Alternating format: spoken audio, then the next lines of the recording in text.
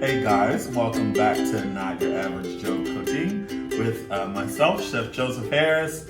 I am actually peeling some potatoes that I just picked up from the local market that's here in Napa. Now, I don't live in Napa, I live in Baltimore, Maryland, but I do like to come to Napa sometimes to take in the sights and the vineyards that are here, as well as partake in some of these beautiful local ingredients. Now, these potatoes that are here, I'm making them for my dinner tonight, which is going to be a steak that I'll show you guys shortly. Because you can, with steak, it's make or break.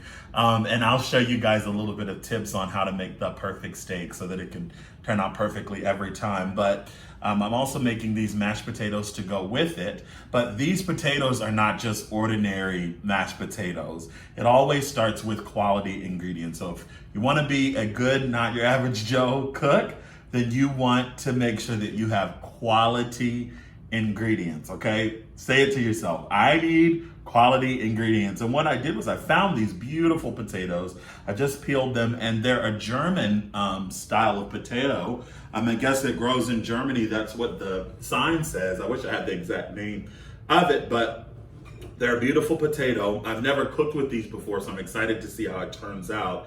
But the most important thing when you're making mashed potatoes, you might be thinking, Joseph, that's such an easy dish. Well, it is, and it can easily be destroyed because of not doing them, preparing them the right way. So I'm just quartering these just quickly so we can get them on. The great thing about mashed potatoes is you can cook them in advance, at least an hour before your actual dinner's complete. No more than that, I would say, because you don't want them to change their texture and flavor. But at least 30 minutes before you actually serve your dish. And what I'm doing is just quartering these so that I can start cooking them while I start preparing everything else. And once I quarter them, now these have a lot of starch on them. I can notice just based on how my hand feels and the texture of the potatoes as I'm cutting them, they have a lot of starch on them. So I am just gonna wash them off a little bit. I've already pre-washed them, rinsed them off before I started peeling them. I'm just gonna rinse these off real quick. No need for a colander, just use your hand. Okay, and I'm just gonna put this put enough water in it until it covers the potatoes. Okay, then what I'm going to do is season. Season.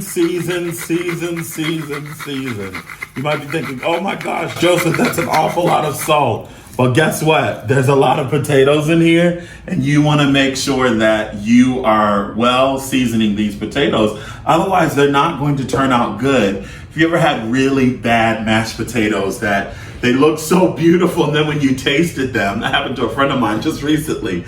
He was eating a potato, and it looked so beautiful. Then when he tasted it, it was horrible. It was bland. And partly it was because they did not, and he even asked me, he's like, Joseph, why does this taste so bad? And I told him it's because they didn't season the potatoes prior to cooking them. So you always want to season it with plenty of salt, liberally, not too much. I would say for this amount of potatoes, you'd want to do at least a tablespoon of salt.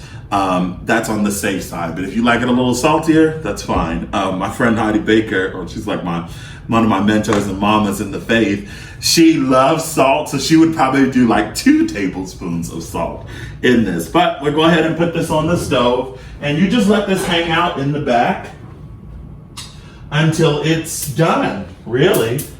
We're just gonna, again, let this cook on a medium flame heat, and let that go. And then, actually, I can go ahead and just tell you now instead of maybe featuring it on the video. We'll see. But one of the secrets to making amazing mashed potatoes is once the potatoes have cooked for about 15 to 20 minutes and they are softened, you can test it out with a fork, which I'm sure everybody knows how to do that. But if in case you don't, use a fork just to test, to make sure that it's done.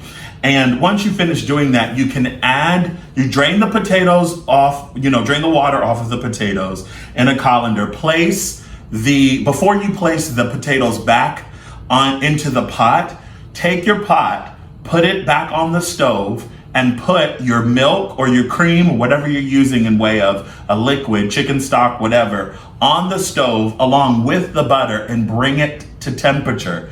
It's so important to do that. Why? Because if you put cold ingredients into hot potatoes, it clumps up, almost turns to glue, and it's disgusting.